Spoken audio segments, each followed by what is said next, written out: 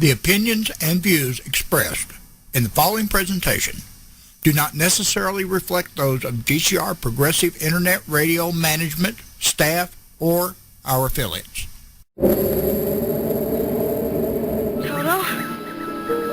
I have a feeling we're not in Kansas anymore. Welcome to Mo Banshee's Lair, Visionary Talk Radio on GCR Progressive Internet Radio. Fear rocking your world. And welcome to Mo Banshee's Lair on GCR Internet Radio.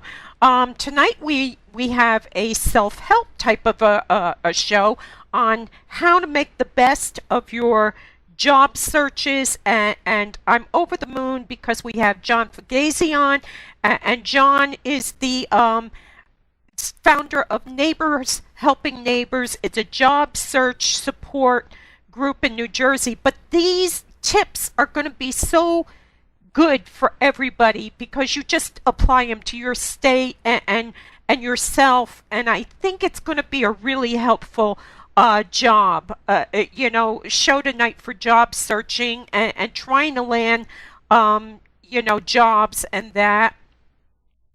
Anyway, they're telling me they can hear me, so we're all good to go in the chat, which is why I love the chat. Big news right now. Lou Reed died October 27th, and he's one of those guys who's known as a one-hit wonder, even though he had an incredible impact on music during the 60s, 70s, 80s. Everybody remembers him for Take a Walk on the Wild Side.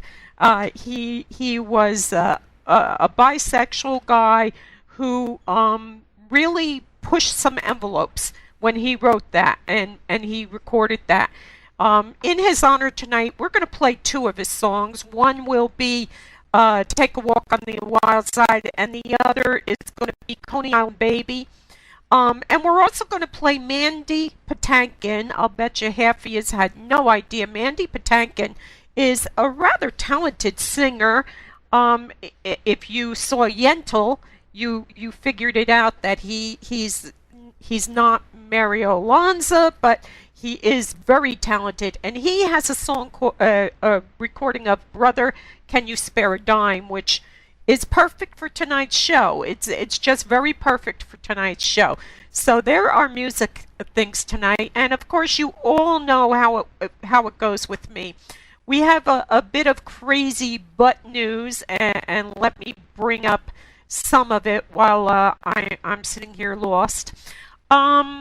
Saving Mr. Banks, new Disney movie is coming out in December, and it's about Walt Disney trying to convince the author of Mary Poppins series to let him make a movie about it. And in the story, you find out who Mr. Banks is.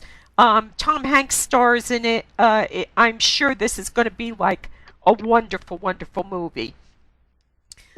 Jeremy Irons, something, Night Train to Lisbon, that's coming out in November, and it's about a Latin teacher who saves a girl from killing herself and then finds a book she had on her on the ground, and it changes his life really hugely. Also, he's got Trashed, and that's a passion of his, and it's about how we've trashed our world and what we're going to need to do to reclaim it and stop from killing our world. So Trashed is going to be out on DVD, and I think they'll be putting it somewhere on the internet. But that's the name of that. It's Trashed, and it's how we've destroyed our planet. So two good movies that I'm looking forward to. Japan. What a group of people Japanese people are. Of all the problems in the world, their biggest concern is that women don't look disgusting eating a hamburger. So somebody in Japan made this napkin that you can hold up and it looks like a girl's face. So when they open their mouth really, really wide, you don't see that they're opening their mouth. It's just really funny. We've got the nuclear meltdown in Japan.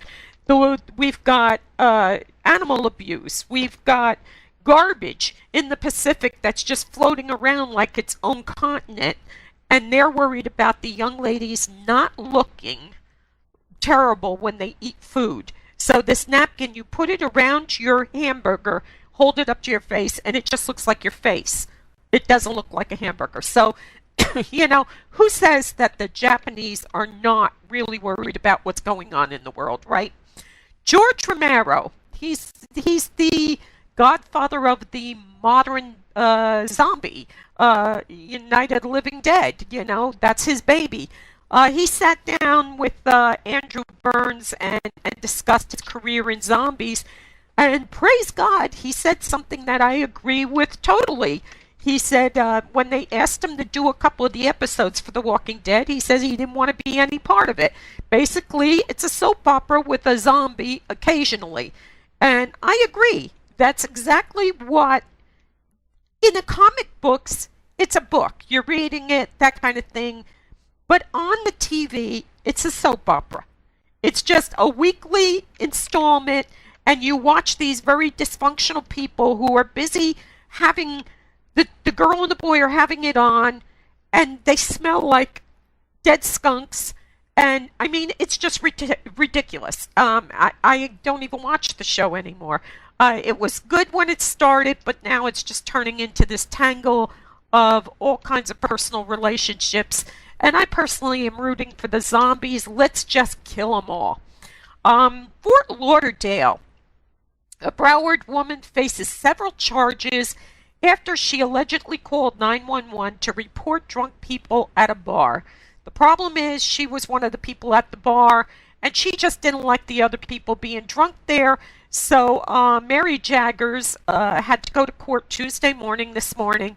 She's charged with misusing the emergency system, possession of hydrocodone, and reporting falsely that there's a bunch of drunk people in the bar. She called 911 6 times to complain about intoxicated people, and she's one of them. She was hammered. If you're gonna, throw stones, don't live in glass houses. If you're gonna go out and get drunk, don't call the police to try to have everybody else arrested. Chances are you're going to get arrested with them. And there's a sex scandal in Tempe, Arizona. Apparently, one of the former detective, Jessica Deaver Jacoots, a 13-year-old veteran of the police force, had to resign because she was undercover on a drug investigation, and when they finally got everybody and nailed it, they found out she'd been sleeping with the one guy that they were investigating, and he told them that not only was she sleeping with them, but she was keeping them apprised of the investigation. I hope she's not surprised that she got fired from this job. Anyway, they immediately suspended her, and she's gone to court, and she's going to end up... at the moment, they're not charging her with anything, but she's obviously done being a police officer. I don't make this stuff up. I just report it. And the truth is out there. This is rather cool.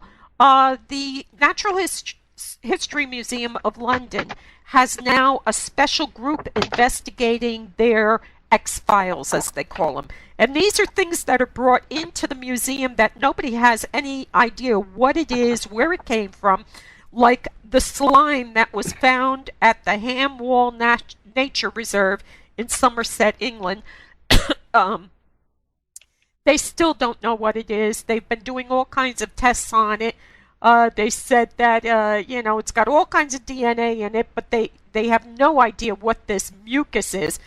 And all I could say is, yeah, that's my first idea, is to go out for a walk in a nature reserve, find a big load of some kind of gook, and then just pick it up and take it to a museum. That's my idea of an ideal Sunday, some of the things they have found is somebody brought in a skull a long time ago and they thought it was a saber-toothed cat from, the dinosaurs. It turned out to be a Chinese water deer, which kind of makes me wonder where this Chinese water deer came from in England, and how its skull ended up in the mud someplace. So that's kind of intriguing. There's a lot of stuff, misdiagnosed stuff, things that they're trying to find out what it all is. And check out their site. And again, that's the Modern Museum of History in London. They call them their own version of the X-Files. It's a unit of experts who specialize in unraveling the origins of mysterious slimes, animals, and objects found in England. So I thought that was pretty cool. Our guest tonight, John Fagazzie, has a site called Neighbors Helping Neighbors. And John, welcome to the Lair. Hi, thank you for having me. I'm hoping everybody's going to let me know if they can hear John. Okay. I think everything's going well. Great. Why did you start Neighbors Helping Neighbors? Well, actually, at the time I was out of work. This was back in 2010. And I was doing the job search like I always had in the past when I was out of work. And I found that things just weren't working like they had the time before. And I was working by myself, doing all the internet, applying for jobs on the internet, searching all the job sites. And things just weren't happening. And it started becoming, depressing and frustrating, and really didn't understand it. So I actually had seen an article in a local paper about a woman wanted to start a group to get together. So that's something I had never done before, and I went out and attended the group. And I'm a very positive person, so of course I went to the group, and what it really turned out to be was 5 or 6 people who spent the whole meeting complaining how bad things are. Well, clearly we all knew how bad things were. We didn't really want to hear about it all night, and I actually left the meeting feeling more negative than I was going into the meeting, because again, I've always seen myself very positive. So this group kind of held meetings once a month. They had 2 or 3 of them. The woman who led it had found a job, so it wasn't really organized. There was no structure to it. But myself and one other gentleman had attended all the meetings. And the last night she came in, it was just me, him, and her, and she says, listen, I can't do this anymore. And it whittled down to 2 people. And when she left, we looked at each other and said, we really thought there was a value in people getting together, helping each other. But clearly you needed it to work, and you needed to have some kind of structure. So he said to me, why don't you go around and see if you want to start something, go ahead and do that. He said, if you want to see if there's another group we could join. We just both felt that the whole idea of sharing with others your situation is a good way to attack the situation. So I called around, and there was really no other groups. I went and talked to the library director in River Edge here where I live and said, can we have a weekly room? And the whole point of weekly was it really had to be something that you were doing more intensely. The job search today is about the most difficult it's ever been in the history of our country. There aren't enough jobs, and it's not something you can attack mildly. You can't go out and just wait for somebody to call you or hope somebody knocks on your door with a job. You really have to focus yourself, have a plan, and really work at it. And I make jokes, it's very much like Weight Watchers, where if you went to Weight Watchers once a month, you're not going to lose too much weight. But when you go weekly, if you go in and you gained a pound, you're going to realize I better make an adjustment week 2, because if I continue to gain weight, I'm not accomplishing the objective. So the whole idea of our people meeting every week has a lot to do with accountability, people setting goals for themselves, people helping each other with suggestions, and getting a lot of feedback. It's almost what I liken to brainstorming. Each one of us know our background and our history, and we tend to all think the same way. And it almost takes an outsider to come in and give you some intervention to really give you ideas of, hey, maybe you could do this, and it's something you never considered or thought of. So the interaction amongst peers, and again, all the people are out of work, is just incredible. So we started up the meeting group in January 27th of 2011. And in River Edge here locally, we met for 6 months there before the idea of even opening a second location came about. But 3 months into starting the group, I landed a job myself. I found my way back to a company I'd worked for 20 years before. And it really was due to a suggestion of one of the women about using LinkedIn, which is a very powerful networking tool, more effectively. And each week suggestions would be made, and it may not hit you right then and there when people talk about it, what to do. But we essentially, you think about it, you modify it, and it just stimulates you to think differently about what you're doing and how to do it better. So, of course, when I landed the job, I felt so strongly connected to the 10 or 15 people we had meeting every week. There was no way I could possibly stop doing this. I just knew what we were doing were great. We had had 2 people before myself land jobs, so here we were, only 6 months old, 3 months old at the time, and I was the 3rd success story of the organization. So we structured, because we do have an agenda, we have an actual program we run at every meeting, that essentially anybody could take the sheet and lead the meeting. It's not a question of there has to be a leader, because it's really the participants who do all the feedback and the interaction with each other. So it's really a true support group. And the leader is essentially just the facilitator. Here we are. Go ahead. It sounds like job searching is actually a job itself.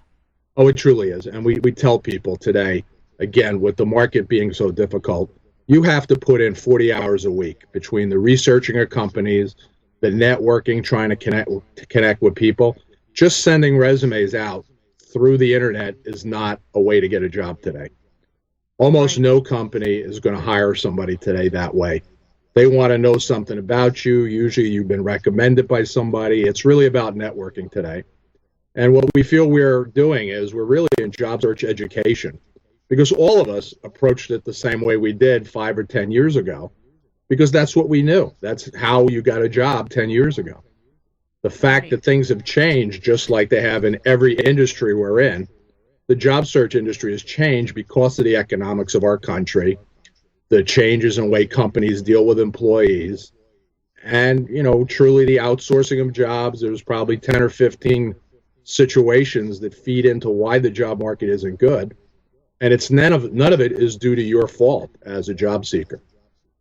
And most people feel it's their fault that they're not getting a job. They don't understand how difficult the market is. Now, again, we fight very hard to keep people motivated. We stay very positive. But the reality is, even with working hard at the job search market, there's no guarantees you're going to land a job. And many jobs today have been downgraded to consulting jobs or contract positions, temporary positions. I think our whole healthcare situation, which is a whole nother show and not tonight's show, is impacting the expenditures that companies make. So they really don't want to give people benefits like they once did. And the other issue we talk about is this is a true change to the economy. In the past, the economy got weak and then got better and things went back to normal, let's call whatever normal was. These are absolute changes to the economy, and companies have completely changed how they do business. They've changed their business models. So we don't want people to sit back just hoping, oh, well, next year the market's going to get better and I'll have a job. It's not going to happen. They really have to change how they're thinking about it, how they approach the job search, and really the amount of work they have to put in. I mean, to be hired today. Let me ask you. Go ahead. Yeah, please feel free to jump in. Yeah. I could talk all night. Because and that's great because my asthma is really out of control tonight. Okay, I'll help you with that. But the whole thing about the jobs have changed, and the different parts of it. Do you, when you guys are together, do you look at each other's resumes and stuff and pick them apart and say, this is good, this isn't good? Do you kind of do the buddy system? We do that. And what happens is the weekly meeting is really the touch base point. And we talk about the culture of our organization. We're all volunteers. Nobody gets paid. There's no funding to this organization. And we're now up to 1,200 members with 27 weekly meetings, most of them in New Jersey, but we also have opened one up in Boston in the Copley Square Central Library, and we just opened up one in Washington, D.C. in the Mount Pleasant Library. So this is all through the networking I'm doing on a national basis. I also was appointed to a group that's a committee of 100 job search leaders throughout the country that's called the White House Neighborhood Partnership and Community Group. And I've been able to network with people all across the country. Now, clearly, our region is a little more challenged because there's so many people here that don't have jobs, and we're such a densely populated area. New Jersey is close to 400,000 people are out of work. So when people talk about percentages, and California, I believe, is 1 million too, which is absolutely incredible, the number of people that are out of work. When you get into some other parts of the country, the job market is a bit better. We're encouraging people that they may want to consider to relocate to better areas because it's going to make their job search easier. So we kind of cover everything. As far as resumes, there's a lot of people who are resume experts, and what I always say about resumes are a resume has to get you an interview. If your current resume is getting you interviews, it's doing its job. If you're not getting interviews, then you need to look at it. But the problem with resume experts is there's a lot of people who are self-appointed experts. They charge people lots of money and take advantage of them. And the truth to be known is when all the experts speak and talk, everybody knows what the bad things to do on a resume are and things you shouldn't do. But there's almost no real direction of what you should do because it's very personal to you, your experience, and the type of jobs you're going for. So your resume has to be really custom created for you. There's certainly best practices and things that are good to have in a resume. But, there's no rules that are, hard and fast and that if you do this, you're going to get a job. Right. Again, the resume gets you the interview. Now, if you've gotten that far, you certainly have to do a lot of other things right to be able to land that job. I mean, what we know in the Northeast here is the stats are something like there's one job for every 10 people. So that means your competition is incredible. You're competing with, 9 other people in theory for that job. So you have to stand out. You have to really be on top of your game. For many people, there's skills that are missing. Maybe they had skills that have become outdated. So they need to really work on that. So the things that keep you from getting a job are pretty multifaceted. But that's part of what the group does. Everybody has experience, and we have what I call a cumulative learning curve. Through all these interactions, we've kind of cumulatively learned a whole lot of stuff. Certainly I have, sitting in the middle of this whole organization and leading it and interacting with people every day who are what I say on the ground floor. These are the people who are out of work. There's no better customer research you could get than interacting with these people. Yeah, let's talk about the competition.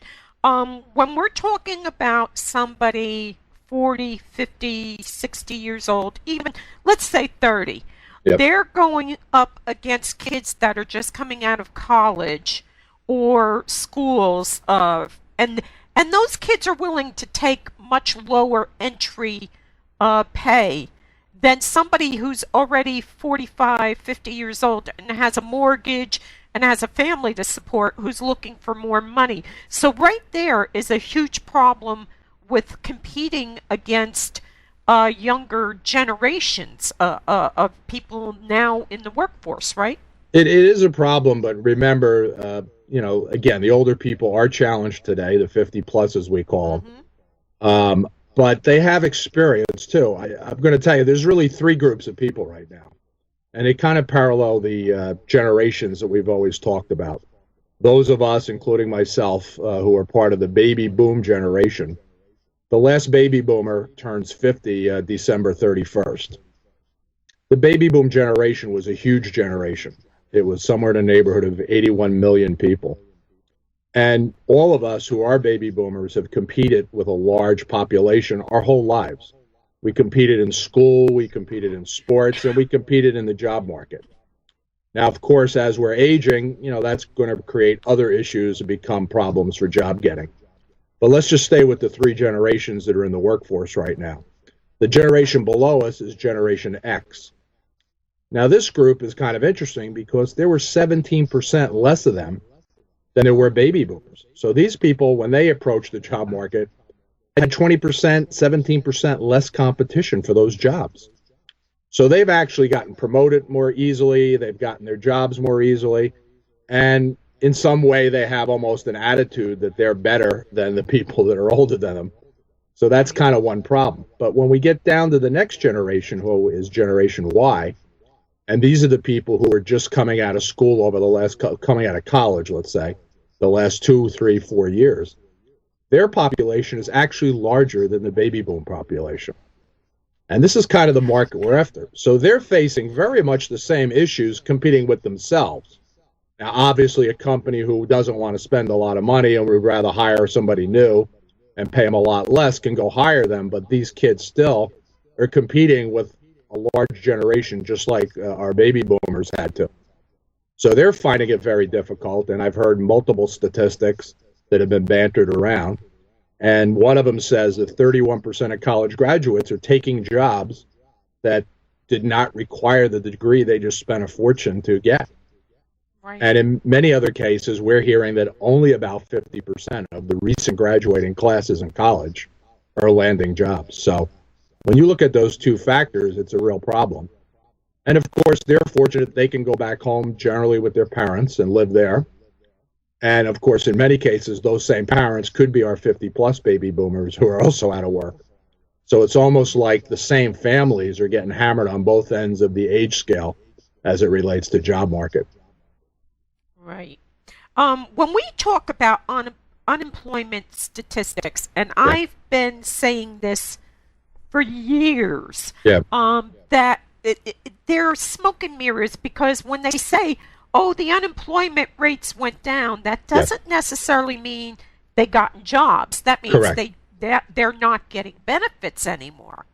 That's correct. And that's kind of happened here in New Jersey. I know it's a very sore subject for me because, again, not that we want to be negative, but the fact is our people have to have an honest appraisal of what they're up against. So almost every month this year, the unemployment rate went down. But when you looked at the number of jobs were not increasing at the rate that was equal to the drop of that rate. And clearly it was because people were out of work much longer and falling off the benefits. The other problem with the unemployment stats is that they use different things that they measure.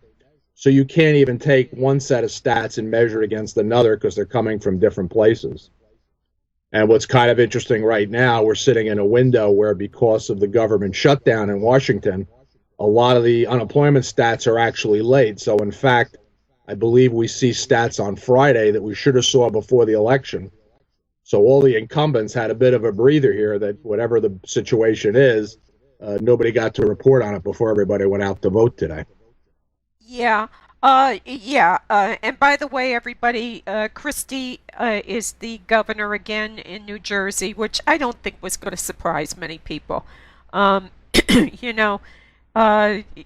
It's politics as usual, so I don't think that's a big surprise. But you're right. For us, not hearing that things have not improved did help all the politicians out. Yeah, but the real issue today is that to fix this job situation, we're going to need more jobs. The economy by itself is just not going to magically get better, and everything's going to go back to the way it was, and everybody be back at work. The other factor that's going on is that people who are landing jobs are landing contract jobs, many of them without benefits. And even the people who are lucky enough to land a full-time job with benefits, typically companies know there's a supply and demand glut out there. So they're probably only getting paid 80% of what they should be getting paid for their experience because companies can do that. They're taking advantage of this job market glut. So even people working today have 20% less to spend in the economy. So let's not just focus on our job seekers. Let's focus on the fact that the economy is being shrunk in many places. So all these things need to be stimulated to really get jobs back in the system to get people to spend. Right. And with this, we're going to take a break because the commercials have to be played. Got it. And we're going to come back and we're going to focus on what we should do right when we're looking for a job, when we're searching, and all of that. And Sure. And we'll be right back with John Fagazzie, and we'll be talking more about specifically what should you be doing to get a job in today's market. And we'll be right back.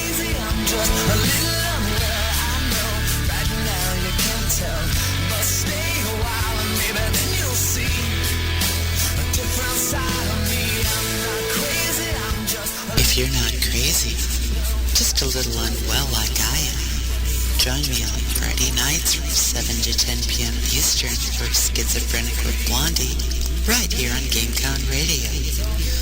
Stop by and see just how crazy Blondie can be. Hope to see you there.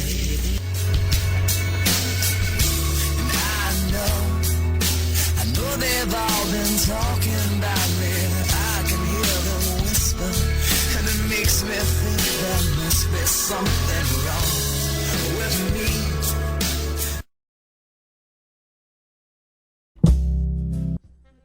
And welcome back, and that's our little tribute to Lou Reed, who passed away on the 27th.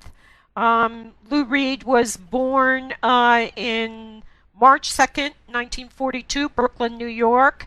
He died in New York. He had a liver transplant, which in May, which did not work well. The guy had a rough life, you know, and we were just talking, John and I, about him.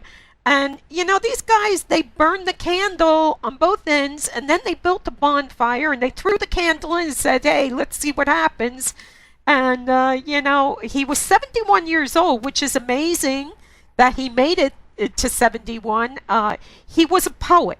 He was a poet first, but he was very edgy, and when he wrote Walk on the Wild Side, that was like, wow, for him to be talking about transvestites and giving head and all of that, you know, that was very edgy for that time period. So we're remembering Lou Reed tonight, a New York boy who, he was a one-hit wonder. God bless him, God comfort his beloved, and I'm sure he's rocking in heaven now. So our guest tonight, John, is talking about what we're doing wrong, what we're doing right on resumes. So what can we do right? What are some things that you tell people who come to you and say, look, I'm not getting any kind of bites, I need a job, what do I do now? Well, we talk a lot about today, chronological resumes are almost outdated because what's happened now is that so many jobs have changed. Job titles have changed. A lot of times industries, a position like years ago in the food business, which I worked in, everybody was a buyer. Then they developed what they called category management, and all kinds of other titles come into play as time goes on. So you have to make sure that obviously your titles are up to date. And we really encourage people today to talk more about their skills, to look at what is the skills in the jobs you did that you were good at, because that's what somebody's really hiring you for. Because a number of jobs that are one-for-one matches today are very, very few and far between. And there's been so much consolidation in almost every industry that even in the food business, you know, in the New York market, there probably were, 200, 300 buyer jobs. Today, there's probably 50. So for somebody to continue to work in an industry where these jobs have been lost through consolidation, you really have to say, well, what is it I do well? What kind of manager am I? What kind of skill set do I have? And how does that apply to other types of jobs that may be out there? So we talk a lot about having a skills-based resume. The other problem today is that because of the internet and electronics, every company who posts a job gets 800 to 1,000 resumes in a span of 1 or 2 days from posting. So companies are overwhelmed with work and with the amount of resumes. Now they have computer software that reads the resume, so people aren't even reading them. And the big trick to that is talking about keywords. If your resume doesn't have the words on it that they're looking for in their job description, your resume is going to get kicked out by a computer and never see a person's eyes. And the other factor that's going on today is there's a lot of talk about the hidden job market. Because again, companies have less people working there. They've scaled down. They've tried to be more efficient. But at the end of the day, people are wearing more hats in every job they do. So even from an HR perspective, they don't have the time to be chasing 1,000 resumes, even if they have computer software. So what we're finding is there are jobs that are being filled without even being posted. So what that means is it really requires people to network, to have a plan, to say, these are the companies I'd like to work for, to really start following those companies on the internet, to start connecting with people on LinkedIn that either work for those companies or know people who work for those companies. Because for you to break out of the clutter of those 1,000 resumes in the pile, you need to make a connection, a personal connection, for somebody to take a few extra minutes and look you over and say, hey, this person has some skills that we could use. And that requires... I'm going to interrupt you. I'm going to interrupt you. Absolutely. You said internet and networking. You got a network and you listed internet.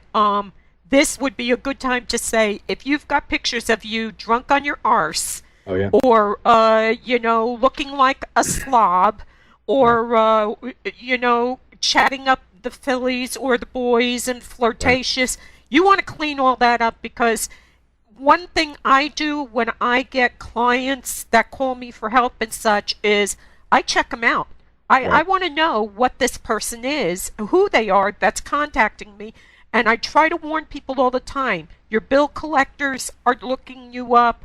They're looking up your Facebooks, your social medias. They're looking at all of this to find out where you are, what you're doing, and everything they need to know about you. Your personal life is no longer personal, so clean up your Facebooks and your social media stuff.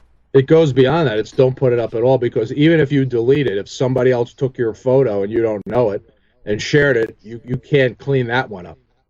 Mm-hmm. The other issue today is, social media is very important to all companies in their business, but they're also putting jobs only on social media in many cases. And again, LinkedIn, there's actual sites that do nothing but social media posting of jobs, because they're actually screening out people who are not comfortable with social media, because they believe that's going to be something that every industry, every job is going to need a full understanding of how you really do social media and how companies connect with their customers through it. Some of the other factors that ties into this is people who are older think they're going to change their resume, put a photo up when they were 20 years old, and do all these tricks and gimmicks to try to camouflage their true age. And the fact of the matter is that when you walk through that door for an interview, they're going to see you. So why would you want to waste your time? And if a company was not going to hire you because you're older, they're certainly not going to hire you because, you put your younger photo on your resume or your LinkedIn profile and done all these things to make yourself appear to be younger. Right. So we tell people, be honest. There's no reason not to be honest. But you then have to really work hard at, getting around the fact that your age, for some people, age is a problem. Some people have not kept up with technology. If you don't have at least basic technology skills today, you can't really work. Even our group members, we have group members who don't have email addresses, and we tell them right at the beginning that we can't even help you without an email, but you're clearly behind the eight ball, because even for low-skilled jobs and almost every job today, people expect you to at least be able to do email as a basic skills function. I'm going to tell you something right now. My daughter has my granddaughter in school, and everything is done by email. The school contacts her with everything going on in that school. Don't forget today is this. Don't forget today is that. They mass email. You cannot survive without email now. Well, it's efficient. It's just like me. There's no way I could personally call 1,200 people on the phone and interact with them as it relates to our meetings. So we put all our stuff up on our website. I do want to mention our website. We actually got voted one of the top 100 career sites by Forbes.com readers a couple weeks ago. Congratulations. And it's pretty good because I do it myself and I'm a hacker. But the information there is extremely valuable and people have used it and really benefited from it. Our website is www.nhnusa.org. And again, there's many tabs, many pages, and we really encourage people to get into it. We have a link with all kinds of different job search links for all different fields, different categories, government jobs, temporary jobs, artistic jobs. There's hours and hours of my time that I put this thing together. And getting acknowledged was really pretty special because we didn't even know we were being nominated. That's wonderful. Congratulations. Thank you. It's People laugh at me when I say, they say, why do you do what you do when you don't make any money from it? Right. Somebody has to care. Someone just has to care.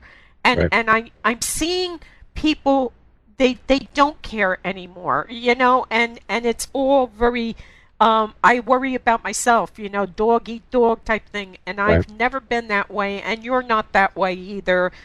So thank you for caring. That's a huge thing.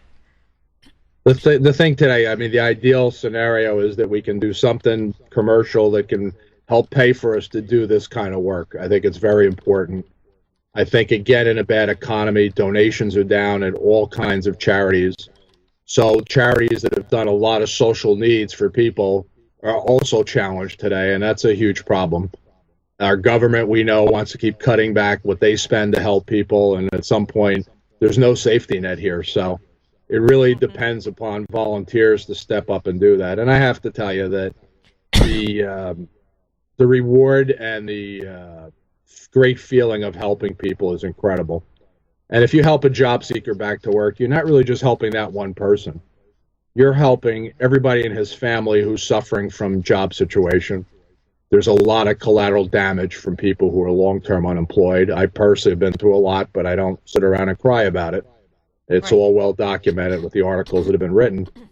But you have to pick yourself up and go out there and hit the ground running, because nobody else is going to do it for you. We talk about people have to own their job search. This is not something you can come to someone and they're going to do the hard work for you.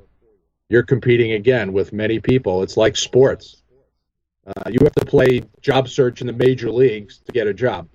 If you're a Right. minor league job searcher, you're not going to be very successful. So if you need to improve your skills, improve your networking ability, it's very important. But we have 353 success stories, which is a link on the website where every one of them is documented for what we did. And beyond the people that have been successful, we've helped keep people motivated. Because when you're getting rejected constantly and you're sending out resumes and you don't hear back from anybody, it becomes very isolating and it becomes very depressing. So the whole idea that these people in our support groups can get together with peers of theirs who they get to know over time, and they help each other get through that. That guess what? That job wasn't for you when you didn't get it. Now you got to forget about it and move on to the next job. Many people. God, One of the things that I think people who are accustomed, say they worked for 20 years at a job, is they don't think out of the box. They That's correct. look for exactly what they're into. Absolutely. And that's a big danger zone, right? Yes, and that's one of the first things we do. It's almost like, we give some tough love too.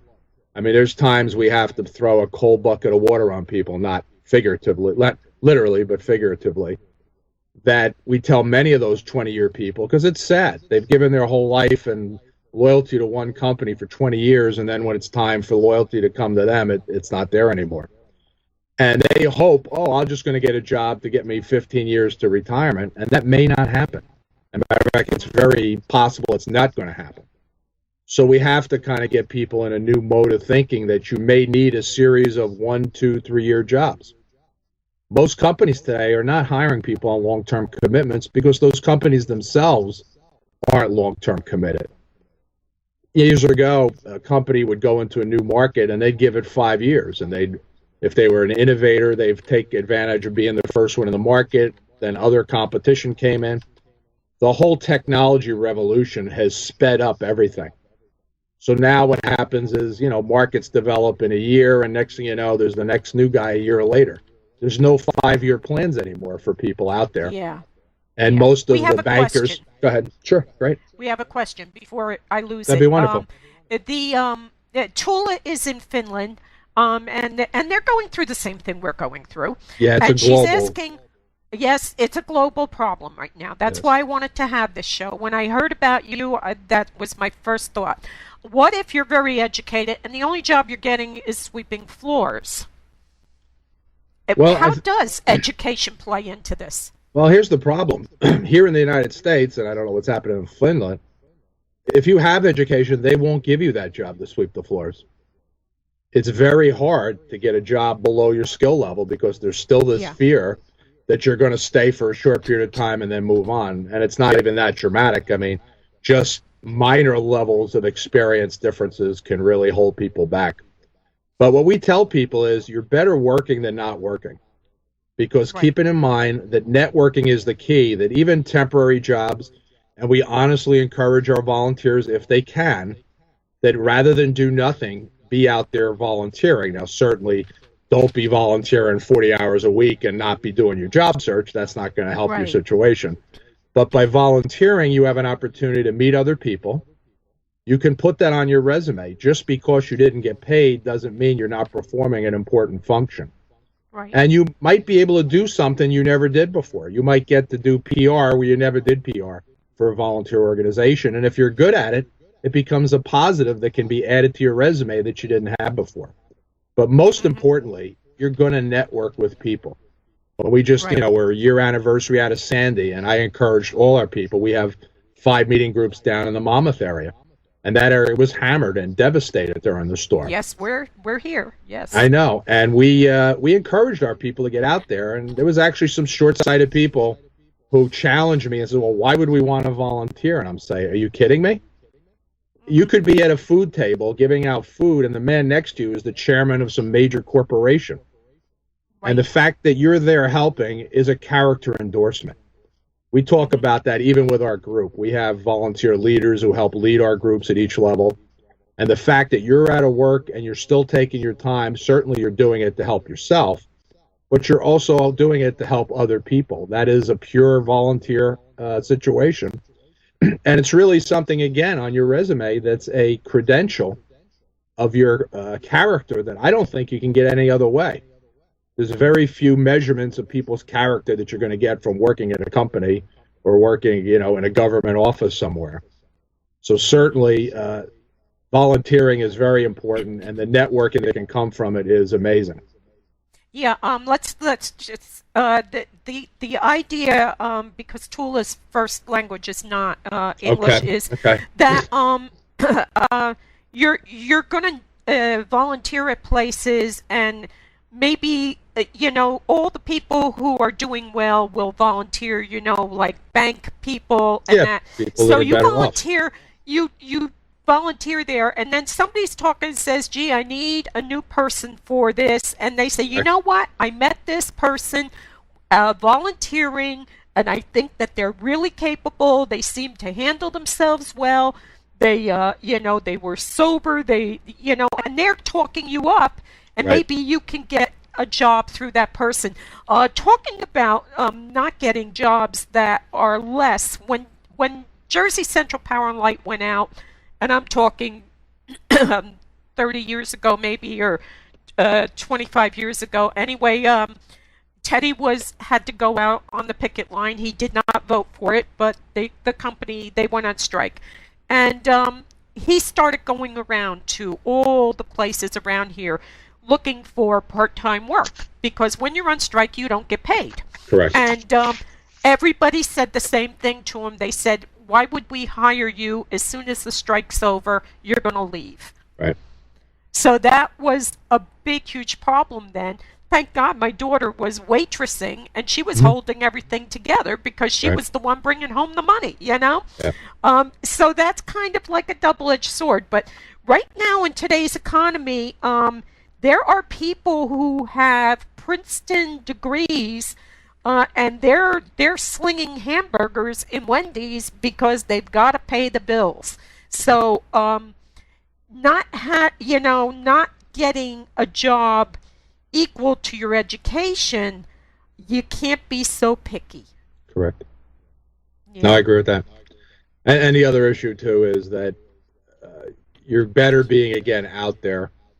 And I think even in the case of your Finland person, the fact that you're sweeping floors, let's just say, for example, it shows what kind of person you are too. That even though you're an educated person, you're willing, you're hardworking, and you're dedicated. It doesn't mean that's what you want to do from now on, but it's a fact that if you had to do that to feed your family, again, it's something it's a credit to you as an individual.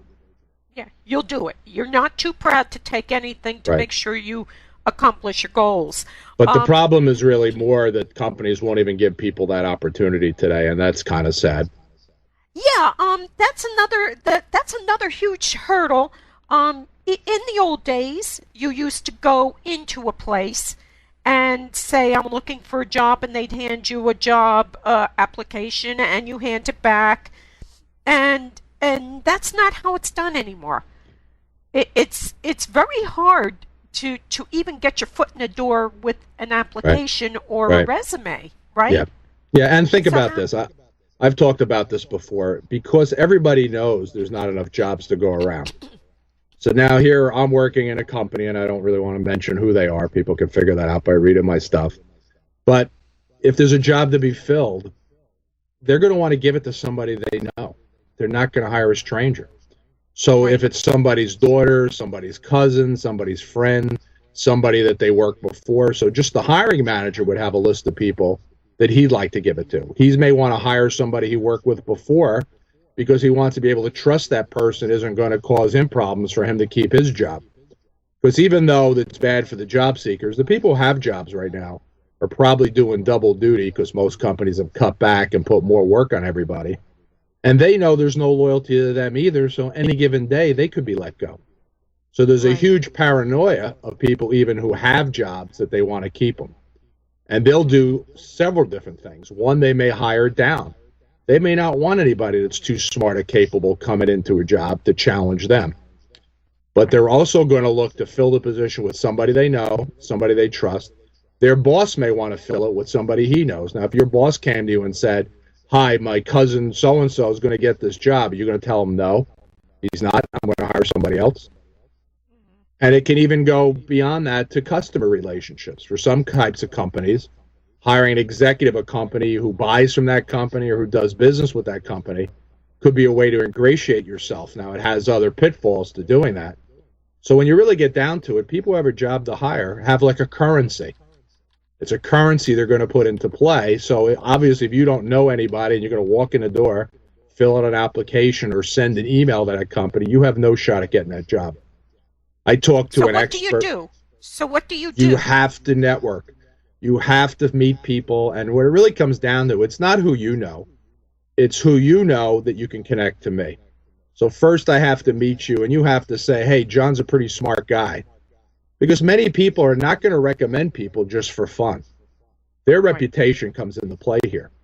And some people are even more possessive of their network than others. So they're going to make sure that they've kicked your tires before they say, hey, I'm going to recommend you to my friend who has a company or to one of my clients. They don't want to do that, have an embarrassment, have a problem, and then have it hurt their business. So you have to get out and meet the first connections in your networking, and then you have to show them that you're capable and you're, the type person who they'd be very safe in recommending. The whole idea of LinkedIn, it's like not who you're connected to, but who they're connected to. And I could give you story after story of how this all works, and it does work. I was told by one job search expert that when a company's ready to hire a position, there's already 3 or 4 people who have lined themselves up before the job even became available because they're talking to people and they find out, oh, we're going to be making a change here.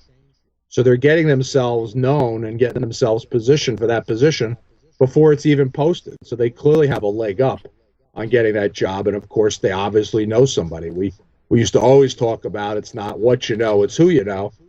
Well, today you have to still know stuff to do a job, but who you know and networking is still the critical piece to the equation. So would you say, well, it goes back to what we said in the beginning. It's a job to look for a job, but you have to keep apprised of situations opening up. Correct. And then try to get yourself into a position to even be considered. Yeah, one simple thing. It's kind of interesting. Many companies have employee referral programs. So they ask their employees if they refer somebody, they'll pay them a bonus of some sort. And some of these bonuses are very minimum, but some of them go pretty high. There's a bank in New York of somebody I know who's one of our success stories who landed with a bank where the employee referral is $4,000 if you bring somebody into the company. The person has to stay there, obviously, for 6 months or a year, whatever the rules are. So what we tell people to do, and using LinkedIn is a good way to connect with people and companies, to first do your research and see if the company has a referral program. And you look on their benefits page. It's not always going to be out there, but that's one of the things you can do. You can talk to people within companies that you know and say, hi, I'm just curious if you have a referral program. The reason this is important is that if you just send your resume through the website, nobody can qualify to get your referral bonus. And it really would help dramatically to have an insider pushing for you. But it also helps beyond that. Let's suppose that job's already going to go to somebody in the company and they're posting it just to see what's out there or to compare the market to their internal candidate. It's very important for your time to know you have no shot at that job and move on, because your time is valuable even when you're out of work. And for you to spend a lot of time working towards a job that you have no chance at getting, that insider can tell you that too, because they're going to know it being an insider. And they're not going to want to waste their time because they know there's no bonus to come from. So one of the career coaches we met through San Diego told our group that when she came out to visit her family and did a presentation. It was pretty powerful because most of us would just send our resume to a website and not even think about the whole referral bonus process. Mm-hmm. Are you there? Yeah, I'm here. Okay. Yeah, I'm putting down use LinkedIn, and it's LinkedIn, the network .com. thing. Yeah, it's free. We recommend free. There's no reason to pay for the service. They have upgrades and other things, but everything you need to do, certainly for job search, is free, and we encourage people to do it. We also have a Neighbors Helping Neighbors LinkedIn group, which you can get at through our website, and we have, I guess we have 2,600 people there. 1,200 of them are members, and the rest of them are friends of Neighbors Helping Neighbors, people with jobs who want to help out other people, career coaches, recruiters, HR people for companies, and people are posting articles about all the same kind of subject matter from different services all day there, and we have members who post jobs there. So it's an online community for our group, which allows us to really reach people everywhere in the country. And honestly, the woman in Finland could join it, and a lot of what's put on there would be useful for her too. Yeah, actually, I have a LinkedIn account myself, and of course, everybody who's watched Ghost Hunters now gets a hold of me and says, "Oh, endorse me, And I tell them, I've never worked with you. I have no idea who you are. I will friend you, but I'm not endorsing you. Yeah, the endorsing thing's kind of odd. I've got a lot of endorsements because between my professional network that's in there and this Neighbors Helping Neighbors network, people are endorsing me left and right. So I don't know in the long term what that's really going to mean to anybody. But for me, it's kind of interesting. It's almost like market research. It gives you a sense of how people see you. So the categories that come up on top is kind of like how most people see what I do or what my skill sets are. So again, it's a tool. It's not something that's going to get your job. I think recommendations are very important. Somebody who did work with you, who can speak to that. I have a career assistant, career services dean, who we do some work with Monmouth University. And he put up an incredible recommendation for me, and that's from the work we've done with his university. And again, he's comfortable to do that because he met me in person. He's seen me speak to groups of students about this space. And he's following all the work we're doing and loves what we're doing. So to get a personal endorsement of somebody who you work for, somebody who you work with, or somebody even who's a customer client is much more powerful. And again, that's part of the whole efficiently using LinkedIn. You really need to join at least 45 to 50 groups. You can get those for free. And the more groups you're in, the more people will see you. LinkedIn's about building your network. It's about the more people who see you, that's better for you. Some people use it like it's a private address book, and they'll only connect with people they know for 20 years. And that defeats the whole purpose of social marketing, honestly. So, but again, that's their choice, and that's fine. I do a quick analysis when somebody's new in our group. I'll look at how many LinkedIn connections they have. And the way LinkedIn works is once you have 500 plus, you don't see them anymore. I have 4,700 connections. There's people with 11,000 out there. But what we really suggest to people is get yourself to at least 500 and get yourself into 40 to 45 groups. Because if somebody's going to look at you and say, does this person understand LinkedIn? You can quickly tell that somebody with 20 connections isn't really using it and doesn't really get how the networking works. Right. And it's beyond job search. It's if you're in a business and you want to build clients, there's nothing more powerful than using this as a tool. Again, it's a tool. It's not an end-all to everything, but it's certainly a tool to get you exposure. Let me interrupt a minute. Because we have to go to break, but back in the 70s, there was this big scam going on where you paid this guy like $20, went into their office and looked through their listings of apartments or homes for rent and stuff like that. And I think it's coming back now, but it's for job searches. Do you tell anybody, is that even a suggestion to go to one of these job search places and pay for it? Or I think you got to be very careful. I think, again, there's a lot of people out there who are taking advantage of people who are out of work. And they're very desperate. I mean, we talked before about resumes being done. I mean, we know people that are charging $1,300 for a resume. We had people paying $300, $100. The numbers are all over the board. And the sad thing is the one gentleman who had just paid, I think, $400 or $500 to have a new resume done, went on his first interview or sent it to the recruiter, and he looked at it and said, this is garbage. And he had just paid somebody to do it. So here's the fact, like there are coaches and career people who are true professionals and have credentials. But the trouble today, it's like the garage mechanic. You can always get the kid across the street to work on your car. It doesn't mean that's the right thing to do. And he could charge whatever the market would bear. And that's kind of the problem. There's a lot of people feeding on job seekers because they're having such a hard time. And that's what my goal is, to educate them. And we educate them about this kind of stuff. A lot of the multi-level marketing programs are absolute scams. If you're lucky, you'll make money. And they sell this thing like it's going to be a career or a job. And we actually wrote rules for the organization that they're not welcome at our group.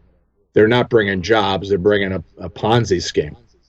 Right. And not that some aren't better than others, but even I had one gentleman who reached out for me after he read the New York Times article on me, and he started down the road as if he was going to help me, with my situation. And it turned out to be some liquid vitamin program at the end of the day after a whole lot of dancing in the beginning. And it was very upsetting. So I finally said, he's been doing it for 3 or 4 years. And I finally said to him, how much money did you make last month? Tell me, I want to know. And I believe he said $1,000. Well, $1,000 a month after you've been doing it for 4 years is not a full-time job. It's not a career. But yet they sell this promise. And if you go to them, they all run the same way. There's one guy whose wife's quitting her job. He's sitting by the pool making millions. It's all bullshit, Mm-hmm. But again, people are very vulnerable.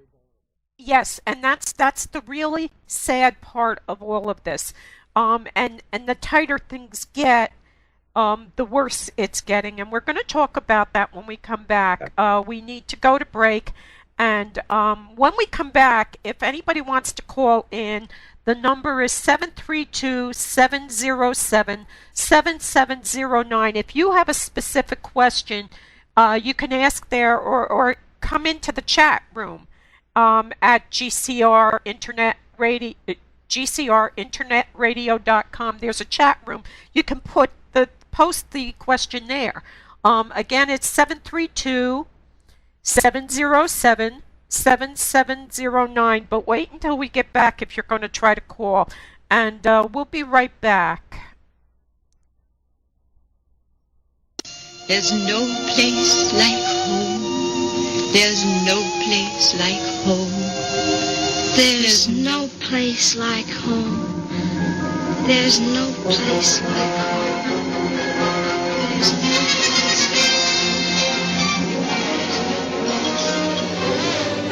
This is Mo inviting you to visit me at my lair. Mo Banshee's Lair Visionary Talk Radio airs every Tuesday night live on GCRInternetradio.com. Tune in at 9 p.m. Eastern Time Zone. Topics A to Z, Mo Banshee's Lair on GCR Internet Radio. We're rocking your world. Just try to stay out of my way. Just try. I'll get you. you, my pretty, and your little dog, too.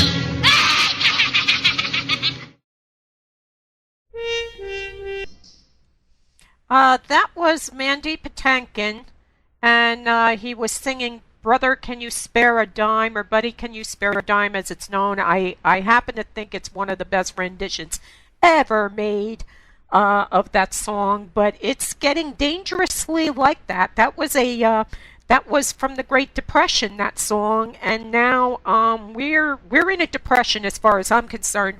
John, what do you think? Yeah, I talk about this all the time. I believe we're in a national crisis. And the fact that the people who are in power, don't really want to acknowledge it is a big mistake. And the other issue is it's no different than any other national crisis. We're going to need Republicans, Democrats, and independents to work together to fix this. This is not a fix that can come from one side. So that's kind of the message we have, that this is in everybody's best interest to really do the things that need to be done here to get this thing fixed. And people are so anti-big company right now. They say, why are they giving these companies tax breaks and that? But you see, if you don't give them some incentive to come into your state, which is what happened in New Jersey, they move out. Well, we lose. With them go the jobs. No, right? Absolutely. But I think the incentives have to be to create jobs. We know that many companies are building global businesses. They're keeping their money in other countries. And there are companies who are based here in the United States. And there's that whole controversy that they just continually talk about but never deal with, that there's a tax on bringing your money back into the United States. Well, the fact is, big companies aren't paying the taxes anyway. They have all the ways around it. So to have that as a barrier for people to bring money back is ridiculous. So maybe you could say, hey, for every dollar you bring back, as long as you create a job here, there'll be no tax. And wouldn't we be better with jobs than a tax we're really not connecting? Right. A lot of people think small business, but the truth is small business gets hurt.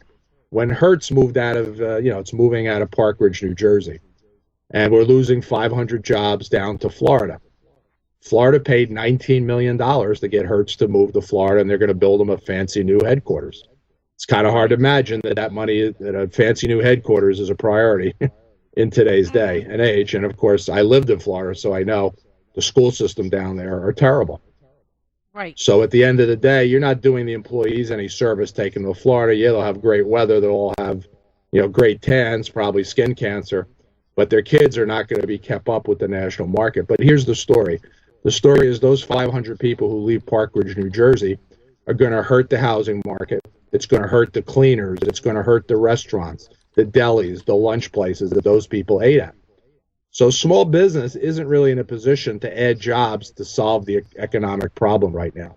The only companies that can do that are the large companies, and they're finding record profits right now. And unless the government, honestly, and this has to come from Washington and state leadership, unless they give incentives, these companies are not going to create jobs. They just have to make the incentives be written where clearly the jobs have to be created. It can't be some way like in the banking industry where they took the money and paid everybody bonuses. It has to be a smarter program that's built where if they truly do it, we're going to get the results back. The incentives would be worth it to put our people back to work. I mean, we know in New Jersey, there's somewhere between 15 to 17% of the people that are not working. An economy and a market and a community cannot survive. And that's part of our motivation of our Neighbors Helping Neighbors. We really reach out to the business community and the local business people that if you have a job to fill, wouldn't you be better filling it with somebody from your neighborhood? Isn't it better if your neighbor down the block got back to work? Because ultimately, him being out of the work is going to drain you too in some way. It's going to drain the social services in your town. It's going to drain your neighborhood. He's not going to keep his house up to speed because he can't. It's not his fault. He can't because he doesn't have a job. So the whole idea of Neighbors Helping Neighbors was just that. The neighbors who can help their own neighbors is a great place to start. And if we can get this pay it forward movement going all over, I think we can certainly help. But we know, again, we need more jobs. Very qualified people are not getting jobs because there are no jobs, not because they're not capable. Right. Let me ask you, relocating, that's a possibility if you're, say, a nurse. and you find out there's a shortage of nurses out in Oklahoma, and so you can relocate out there. But for a lot of families relocating, and this goes back to New Jersey, it's the immigrant state. I try to explain that to people. New York isn't actually the immigrant state. It's New Jersey. People came in through Ellis Island. Right. They walked 50 feet into, Union Avenue, Union County, and that's who we all are. My entire family are Irish immigrants. Right. And so we're very densely populated here. Right. I said, didn't you realize there was a whole country there, Mom? There was a whole 3,000 miles you could have gone and found. No, she liked New Jersey. It rains. It's just like Ireland, Right, similar it's just like climate. home. Yeah, it's a similar climate. It really is, the Garden State. But for a lot of people relocating, leaving family, it's just more than they're ready to accept. And I think we've hit times now where people really have to get out of their comfort zones, right? No, absolutely. I mean, here's the issue too, and we understand that many people are caring for family members, so that certainly is a factor for them. But many industries, our pharmaceutical industry, has been hammered, and the pharmaceutical companies that did move those jobs to other states. And you have to do research. Everybody should know their business, where the center of that business is, and if the center of the business is no longer here, then if you want to work in that industry, you need to go there. There's clearly industries, obviously, that have disappeared totally, which is, a whole different problem. But I do think that the other issue here is that our area continues to lose population. They're moving to southern states and western states. And that's making it harder and harder for the businesses that depend on population to be successful. So every year, as the population shrinks, the retailers are having a harder and harder time making money. Their business is shrinking, so clearly they're going to shrink their workforce. So it makes a lot of sense that if Florida is a growth area, that you're going to have a much better time going there. You're going to have a better time going out west, not California necessarily, but some of the other states that are growing. And you need to know where really the industries that you have expertise in are, because you may not be, maybe the industry was headquartered here years ago and now it's migrated somewhere else. But that's kind of a life choice you have to make, and you may have to do something different here. We talk to a lot of people about becoming entrepreneurs. They may have to open their own business, and as we know, not everybody has the talents or the stomach for their own business. But if you have a certain kind of skill that Fortune 500 companies no longer need or have enough of, and they're not going to hire you for, you might need to now focus your business at smaller companies where you may have to work for 2 or 3 companies doing their books if you're a CFO. And maybe if you're fortunate, you can get enough business between those 3 to make the kind of money you would have made working for one Fortune 500 company. So yes, I think comfort zone, you're just not going to be able to do nothing and keep doing what you were doing. But what you try to do is to be smarter and have a plan where there is an end result. Clearly, to try another field that's also shrinking or having jobs lost left and right isn't a good move either. There's a lot of move to education. There's just lots of places you have. That's part of the whole research and analyst you have to do. Okay, Smoochie is saying in the chat, they are encouraging folks to look into vocational technical schools for education that might lead to a job a little easier. What are your thoughts on re-educating or vocational? Because my son was doing plumbing. Okay, he was in plumber school, and the whole bottom fell out. And you couldn't get a job here. He was an apprentice. He couldn't get a job, so he never got certified all the way. Everything just fell right through the floor here, and all that money spent on that vocation school was lost. And he's still, he's back to working on pools, which is a job. It's a job, but he wanted to do this plumbing. So what about vocational technical schools? Again, having a skill is important, but again, I think it's more important to know what skills have jobs when you get done. You know, Right. our state here in New Jersey, there was a time when all our state schools were training teachers at a rapid rate because there was huge growth for teacher industry. And what happened was they overtrained teachers, and I don't remember what year it was. We had a glut of teachers. Almost every state school in New Jersey was a teacher's college to begin with. And then what happened is they kind of overtrained for an industry that couldn't absorb it. So the point is, we know that the plumbers and the construction trade, before 2008, when the stock market was incredible and people were making money hand over fist, people were buying second homes, shore homes, Florida homes, expanding their houses, taking home equity loans out. The construction trade was booming. But when the construction trade died in 2008, it hurt all of them. Right. Now, again, many of them will have to find other things to do. I think certifications and higher qualifications make sense. And I think that's really a personal thing where you have to kind of decide, you have to do the research. If I'm going to do this, is there jobs? There's a lot of training grants right now where a lot of these schools are putting people into training grants, but there's no guarantee of jobs at the other end. So Right, now, again, because- you're training, technology people will talk about healthcare, that there's all these jobs in healthcare. Well, the truth of healthcare is the jobs they have are all getting traded down to lower paid jobs too. So to go out and get all kinds of training to be a radiologist or to be whatever other, technical schools might train people on is just, again, spending money that may not produce anything for you. So it's kind of important, again, not to become a victim and to kind of know your business and know your industry so that if you take the time and money to do it, you're going to end up with at least a fighting chance to get reemployed come the other end. Yeah, there's other things that you have to look at with this. If you're looking to switch up and maybe go for education, right now the medical field, everybody's going to that because the greatest generation, of course, is they're all seniors. I mean, my husband is 82 years old. He fought in Korea. Okay, so they're let's be honest. We're going to be honest here, people, and it's hard to hear, but in the next 10 years, most of them are going to be gone. And so now you're looking at a drop in the need for so many medical people, healthcare, in-home services, because, not my parents had 3 children. I had 3 children.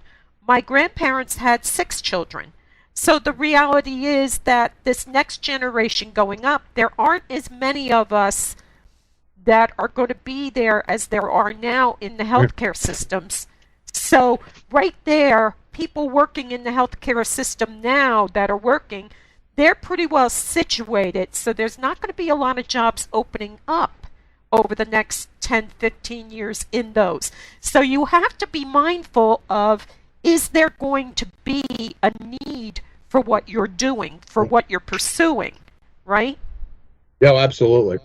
I think it's very important. That's a good point. I gave that information earlier about the Generation X below the baby boomers is 17% less. So when they start getting into the core of this healthcare, and then we know just from everything that's going on with healthcare today in the country, the amount of reduction in spending is going to be unbelievable. So clearly, from a government, from an insurance side standpoint, so clearly, it's going to be a more difficult market, even though right now, and probably for the last 5 years, everybody's been touting how great an industry it is, Yeah, I mean, you see the commercials all the time. I'm working as a dental person. I'm working as this. I'm working at that. I got to tell you, my granddaughter had her braces done like 3-4 years ago, and it was $20,000. Right. But who's got that now when half of the state is out of work? In most industries, no matter what industry you were, when the economy got bad, you were forced to tighten your belt.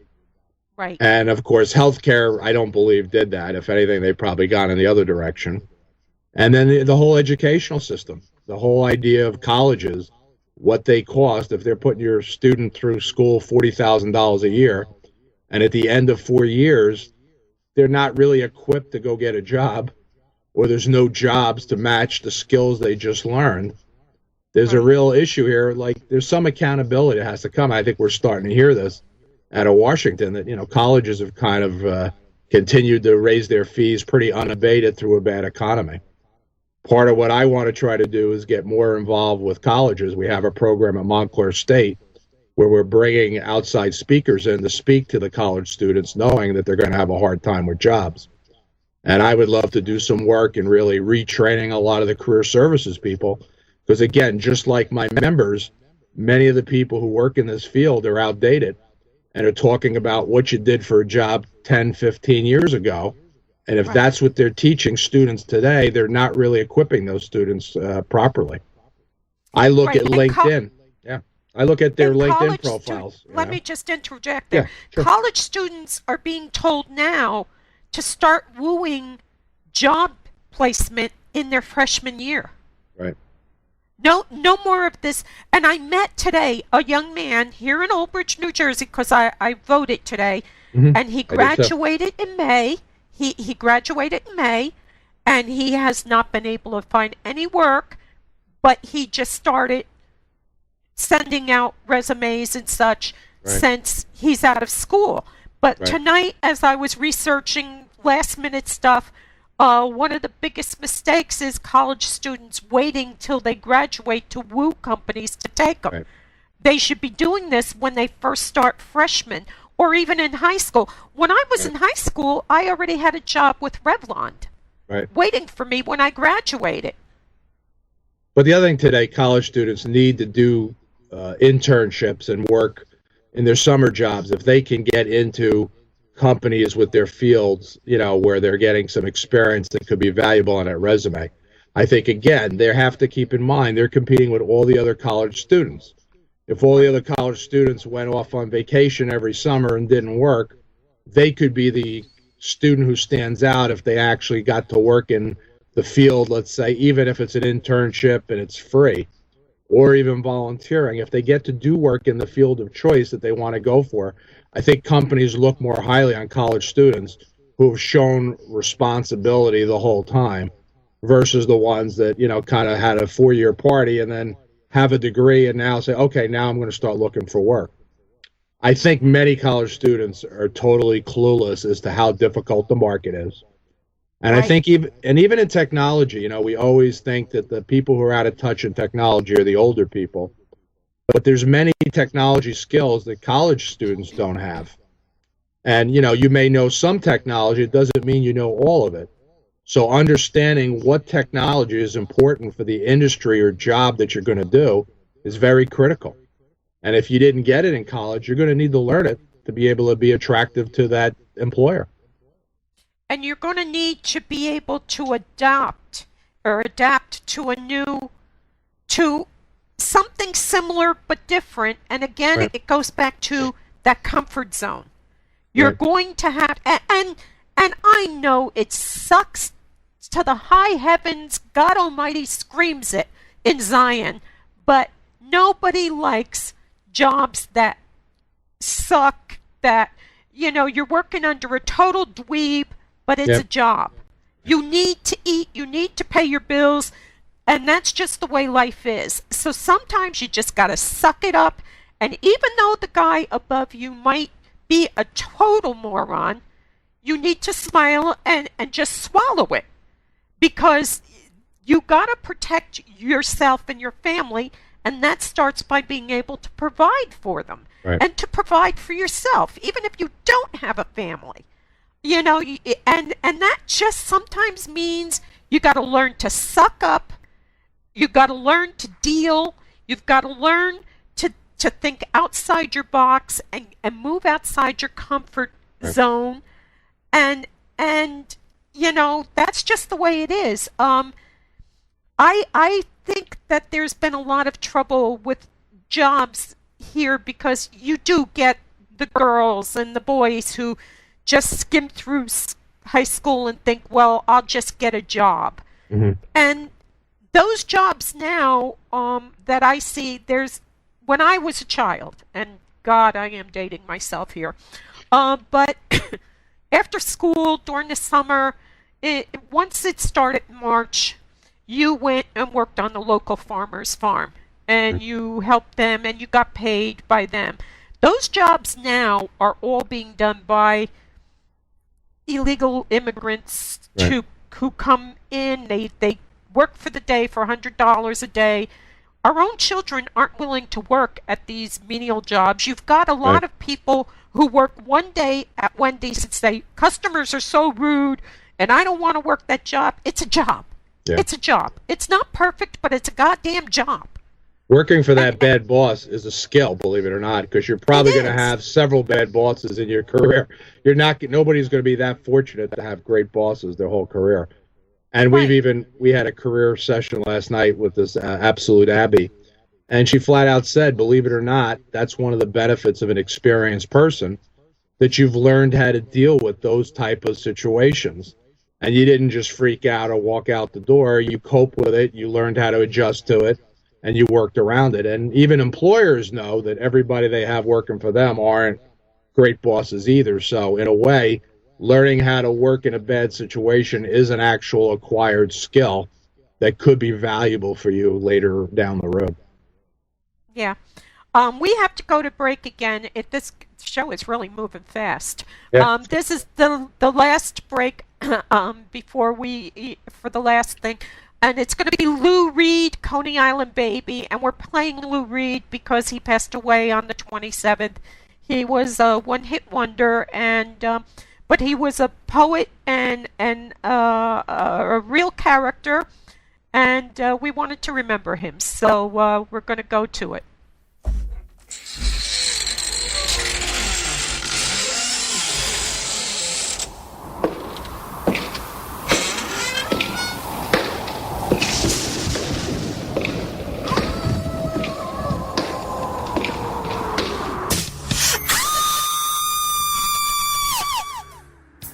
This is Michelle Tomlinson, the Scream Queen, and I listen to GameCon Radio. Why? Because it rocks.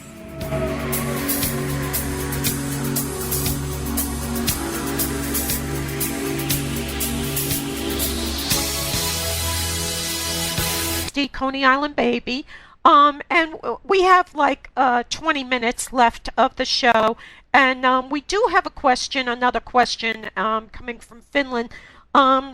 If you do free work, if somebody's doing free work, does that take jobs from others? I don't exactly know what that means, but that's a good question. I don't know. Here's the thing: many small business can't afford to pay anybody. Right. So in that case, I don't know, but yeah, it's a possibility. That's again where you'd have to think about if a major company says, we've got volunteer positions. If they've chosen to make it volunteer, they weren't going to pay anybody to do it anyway. So I don't see there's actually Major League Baseball's doing something. I just saw a job today, not a job, a volunteer position to help them with the Australian Baseball League. So again, it was kind of odd why Major League Baseball, with all the money they have, would be developing an Australian Baseball League and having volunteers be the people they're trying to fill these jobs with. Unless it's just in the beginning, it's a volunteer that could lead to a full-time job. But no, I don't know. And I know Europe's got very different rules and laws, too, about employment. I know in France and England, each one of them are very different. So the local laws may dictate that, too, whether they, in fact, are taking a job or not. Mm-hmm. Yeah, here I think one of the big problems here is we went through, and I'm going to say this, we went through, after Vietnam, a lot of parents really spoiled their kids rotten. Mm-hmm. And it came down to my son isn't going to pick, crops after school, and my daughter's not going to work in a Wendy's after school. And so you got people taking these jobs, and they were originally where young people learned their work ethics. You had to be there on time. Yes, it was a crappy little after-school job, but it taught you to be there on time, to be responsible, to have to learn to make decisions. These were all parts of after-school and weekend jobs that our young people do not understand at all anymore. The young people have no concept of being responsible in that way. And now you've got illegals, and I see them in Mattawan all the time by the 7-Eleven. There's 40 of them. The local farmers from the area go there, or contractors, or whoever they are, and they pick 10 of them. They pay them $100 a day. There's no insurance they pay them. So, because you've got people who won't work those jobs, these illegals are taking advantage of it. They are smart. They're taking advantage of it. They're taking jobs. But you can't blame them if an American citizen isn't willing to take those jobs. I'll friggin' work for $100 a day without insurance, if I can do the work. But a lot of people won't. They'll say, hey, I'm not going to work in the lousy weather, because Americans have become very spoiled, haven't they? Yeah, I think that's true. And again, this to me is, even for the younger people we talked about earlier, this is a way they can differentiate themselves. Because I think, again, our generation, the baby boomer generation, was known for hard work ethic, loyalty to companies. That's not typically descriptive words for somebody who's young in the job market today. So the fact is, if you can demonstrate those as a young person, you're going to stand out against your competition. Again, let's keep in mind that there's competition there. The whole immigration thing, I mean, this goes on in every city. I saw pools of people in Morristown every morning, same kind of thing. Contractors would pick them up as temporary labor. And, it's going on everywhere. The whole immigration thing, I guess, is the next thing Washington will be dealing with. But there's no doubt, the question is, are they really, would nobody take those jobs, or would those jobs have to pay more? Are they getting away with paying low labor rates because they can, because those people are there? And is that business still making money? So again, it's kind of like businesses got spoiled with improved profit margins over a bad economy. Normally in a bad economy, things tighten up for everybody, not just some of us. So that, we don't really know who the real villain is in this whole drill. But certainly it's more than just one direction. There's a possibility that the businessman could afford to pay more and might actually be able to hire college kids out of school or out of technical schools to do that type work if they paid a fair rate, And there's another thing she's bringing up, pensions. If you're working off the books, excuse me, Teddy, I think, is one of the last generations that'll actually find, he still had his pension. Right. Most companies have changed over in the last 15 years to 401ks. Right. So if you're working off the books and not paying into a 401k, it's not going to be there when you're done. No, right. When you're ready to retire, there's not going to be anything there. Right. And that's another huge problem with the way outsourcing and taking part-time jobs is going. Unless you take the initiative to put that money into your 401k, right, it's not going to be there. It's just not going to be there. So that's another huge problem with working off the books or that kind of thing. So the first thing people have to do is they have to learn to network with people in fields that they stand a chance to get a job in, something that their particular, you have to assess your qualifications. What do you have to offer, right? Yeah, you need a marketing plan. I mean, you really have to be targeted, because here's the whole thing. If you say, I'm going to look for a job, I don't care what I'm doing, there's no focus in that process. There's no way to go work against who am I going to network to if I'm saying I'll work anywhere. So without a focus, you can't really do the other things you need to do. So we have a document we give everybody in the beginning. It's called How to Begin a Job Search, and there's nothing special there. It's very basic, common sense logic. But step one is to define what kind of job are you going to look for, who are the companies, how far do you want to drive, all the things that come into play here. Because once you've developed that list of target companies, now you're going to put your research and your energy into those companies. You're going to put your networking effort into those companies. If there's millions of people on LinkedIn, you'd have no plan of who am I going to go talk to if you don't have your original plan of where do you want to go work or what kind of jobs you want. And then, yes, we really recommend highly that everybody be honest with themselves and figure out what skills are they missing. Because if you're missing a skill that's essential today, you're never going to get hired. So if you're not willing to improve that skill, again, you're going to have a problem. If you're willing to relocate, that can play a role in helping you maybe get a job better, easier. If you're not willing to relocate, then you better know that, it's going to make it harder for you. So we kind of want to educate people to be realistic about what their job expectations are. And even those people who hate their jobs, I think you can look for a job when you have a job.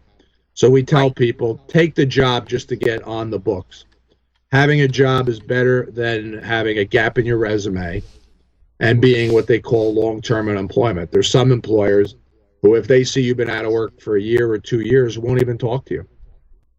And it's not legal, it's not proper, but it's a reality. There's no way to enforce prejudice in the marketplace, like discrimination against older people. There's no way to enforce it when there's only one job for every 10 people. It doesn't matter what laws are on the books. How are you going to prove that you were better than the other 9 candidates that they chose from? So it's a very difficult environment today. All right, let me ask this. If someone had a basis in engineering electronics, what would they be trying to network with? What kind of people would they be trying to? Well, they'd want to know where are those jobs, what industries hire those people. It's good to have mentors sometimes. Again, you don't want to talk to somebody that did the business 20 years ago. You want to find out who's there now. So you could actually take that job title that you want, that exists, that you've seen listings for it, and you can search that in LinkedIn and find people who have that listed as their occupation. So you can actually start talking to people in that industry. We also encourage that if there are industry groups and associations, that's a very strong place to stay current with what's going on. Most industry magazines are always talking about the future of what their industry has. They'll talk about what jobs are dying, what jobs are growing. They'll talk about what companies are growing, what companies are not growing. So there's incredible information. I mean, one of the things everybody has today that we didn't have 15 and 20 years ago is the internet. There's nothing that you can't learn if you take the time and do intelligent searches. And in a pretty short period of time, you can learn almost anything you need to learn about any job, any company, and any industry. I'm typing in the chat because I'm saying they would search LinkedIn and try to make connections because maybe on an off chance some company might be willing to help them finish their schooling, or they might hire them and help with financing more education towards that, or is that passe? That doesn't happen anymore. It may happen with some companies. Listen, I think that there still are progressive companies and smart companies that believe if they invest in their employees, there's a major reward for them. My fear, and I couldn't quote any stats, my fear is they're fewer and far between. What's happened today is this whole investment banking kind of trend of buying companies. I mean, they buy them to resell them and make lots of money. And they make lots of money because they cut costs. They cut employees. They downscale it. In the old days, again, I hate using the word old days, but when I got my MBA back in 1982. And when we studied for our MBA, the whole role of equity and an investment banker was that normally a company wouldn't have the finances they needed to grow. They wouldn't have management that was capable of running the business into the next level. And the investment banker came, he would buy the company, they would use his money, they would improve the business, hire better managers, invest in new equipment, whatever they had to do. And they got paid a reward for doing that, and they usually got out of the company within 3 to 5 years. In many cases, they might do an IPO and put the company back on the stock market. But when they got done, the company was a better company for them having been there, and people's jobs grew and there was more job growth. Now it seems that most of the investments you see done are to buy a company that's similar to company A that you already own, take their products over and fire everybody that's working for company B and dump them all in the street. or actually liquidate assets, sell real estate, do things that I call undertakers. So when they get done, the company no longer exists. And they've lost the value to the community and to all the stakeholders, the vendors, and everybody that dealt with that company. And again, there should be a law against it. If you and I said, hey, there's a beautiful park down the street here, let's go get that park, buy it, and build housing and make lots of money, and now there's no longer a park there, they would throw us in jail if we tried to do that. Unfortunately, today, there's investment bankers buying companies that are historic companies that maybe, got stale or fell out of their market by bad management. And instead of fixing them and making them healthy and making them better for growth, they're just grabbing whatever dollars, and a handful of people make all the money. And when they leave, thousands of people are out of work. Right. And that's happening over and over and over again in America. And that's part of the shrinkage of what's going on. And we need to acknowledge it and to address it somehow. Right. I want you to tell everybody again where your site is. I don't care what country you're living with. And this is information that can help anybody who's out of a job and trying to figure out how to get back into the job market, trying to maybe update their information. Networking seems to be the new way to go.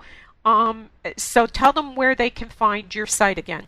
Yeah, our website is www.nhnUSA.org. And there's connections to me there, and I'm willing to really interact with anybody on email who has any questions of me. And it's all about helping each other. And if I help you, maybe you can help me make a connection and get me back to work. Right. And I want to thank you so much for coming on. I hope it helps someone. If we help one person, it's worth the 2 hours. I want to thank you for having us. It was a very nice experience. Thank you. I hope it was. All you have to do is hang up, and when it's on podcast, I'll drop it off in your Facebook so you can copy it and download it, okay? That's great. Thank you. Thank you. Good night. Have a great week. All right. Good night. You too. Next week, we're going to have Warren F. Disborough. He is an independent filmmaker in New Jersey. He has haunted sleigh ride movies. They're like slasher movies, guys. You go out on the hayride and everybody dies at the end of it, that kind of thing. And he's going to be coming on to talk about sleigh ride and his hayride movies.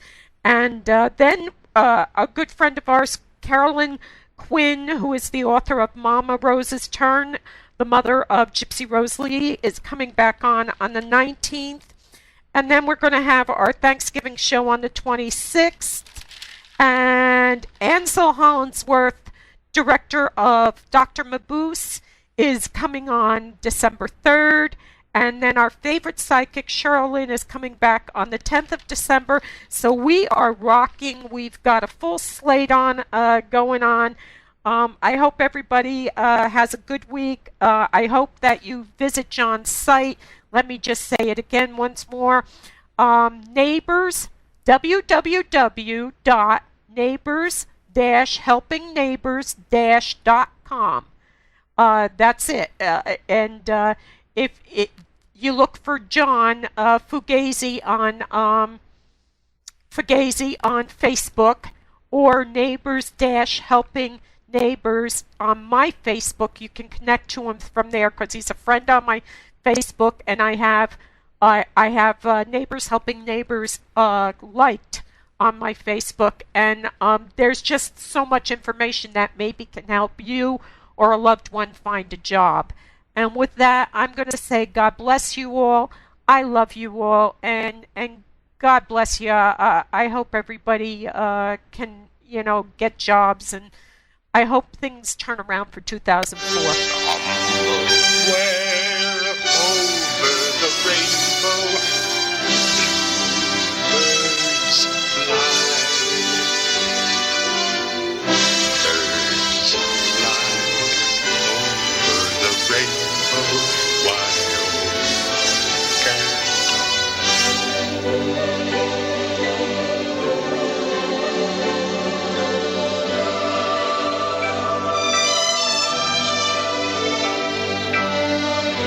Thank you for visiting me at my lair. You can always contact me at www.asylumsgate.com. Again, thank you for visiting, and God bless you and yours.